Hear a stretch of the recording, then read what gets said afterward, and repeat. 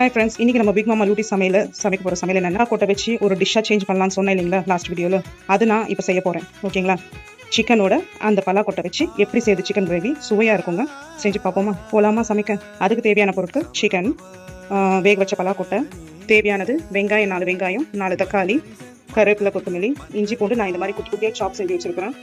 ஓகேங்களா? ஓகே, இப்போ எப்படி செய்யுதுன்னு பார்க்கலாம். லாஸ்ட்டாக மசாலா போட்டு தாலி கொடுத்து எல்லாத்தையும் இதில் வச்சுருக்கேன். இஞ்சி இலை, ஏலக்காய், கிராம்பு, இது தாலிக்க, சோம்பு கொஞ்சம், உப்பு, அது லாஸ்ட்டாக அந்த வெங்காயம் வதக்கும் போது வேகத்துக்கு நான் போடுவேன் இல்லைங்களா, garam masala, chilli powder and சிட்டிகை மஞ்சள். ஓகே, இப்போ சமையல் போகலாமா? ஃபர்ஸ்ட் நம்ம அடுப்பு ஆன் பண்ணிக்கலாம். வெங்காயம் தக்காளி வதக்க எண்ணெய் ஊற்றிருக்கேன். இப்போ இந்த வெங்காயம் தக்காளி கட் பண்ணி வச்சிருக்கீங்களா, அதெல்லாம் இதில் போட்டேன்.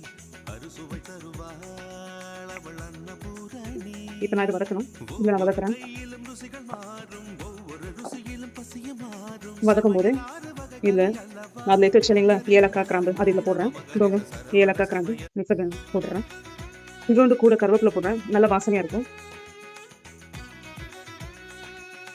அவ்வளோதாங்க, வதங்கிச்சு. இப்போ நான் ஒரு பிளேட்டில் ட்ரான்ஸ்ஃபர் பண்ணி இதை ஆற வைக்க போகிறேன். ஆற வச்சு மிக்சியில் அரைக்கணும். அளவுக்கு அரை வேக்காடாக இருந்தால் போதும், முழுசாக நல்லா தொக்கு மாதிரி வரணும் கிடையாது. ஓகே, ஆல்ரெடி மஞ்சள் உப்பு போட்டு வாஷ் பண்ணி வச்சுருக்கேன். உங்களுக்கே தெரியும், லோஷாக தெரியும். ஓகேங்களா? மஞ்சள் உப்பு போட்டு கழுவுறது ரொம்ப நல்லதுங்க. ஏன்னா அதில் பாக்டீரியா இருக்கும், அதெல்லாம் சுற்றணும்.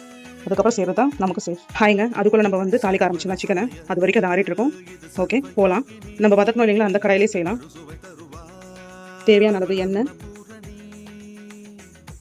ஊற்றிட்டு கொஞ்சோண்டு சோம்பு, 1/2 ஸ்பூன் சோம்பு, அந்த பேலீஃப் காட்டினேன் இல்லைங்களா, அந்த பேலீஃப் 2 போடுறேன்.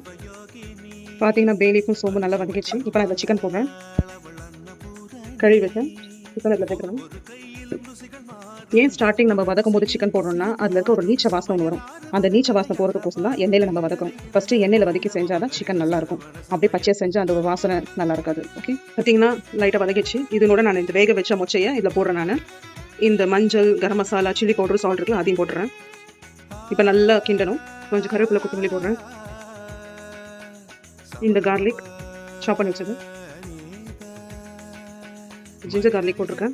இப்போ எல்லாத்தையும் போட்டு வதக்கிட்டு அடியில் கொஞ்சம் தண்ணி மாதிரி இருக்குது பார்த்தீங்களா, அது கொஞ்சம் சுண்டணும். அது வரைக்கும் கொஞ்சம் வெயிட் பண்ணலாம். அதுக்குள்ளே நம்ம அந்த ஆனியன் ஆற வச்சுருக்கோம், அது மிக்சர் கிரைண்டரில் போட்டு அரைச்சி எடுத்துக்கிறேன். இன்னும் இப்போ எவ்வளோ கலர்ஃபுல்லாக இருக்குது பாருங்கள். இப்போ நான் இதில் அரைச்சி வச்ச அந்த வெங்காயம் விழுதாக இதை ஊற்ற போகிறேன்.